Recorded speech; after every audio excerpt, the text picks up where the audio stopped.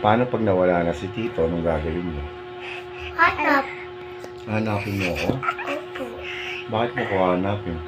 Pagkatita na pera. Kung pupunta na ako kay Mama Tina. Okay. Hanap na sila. Paglaki mo, Lord. Pupunta na ako kay Mama Tina kasi napapagod na ako dito. Bakit? Puro na lang ako isip dun sa mga problema ko. Ano?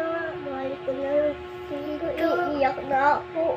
Iiyak ako. Iiyak ako. Gusto niyo ba mawala si Tito?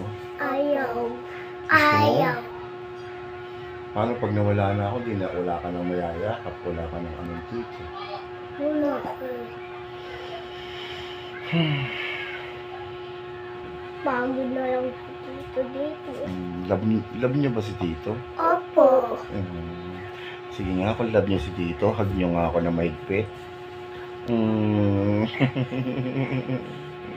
Iyak na ako, Tito. Love you.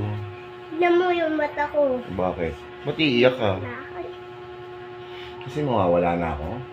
Opo.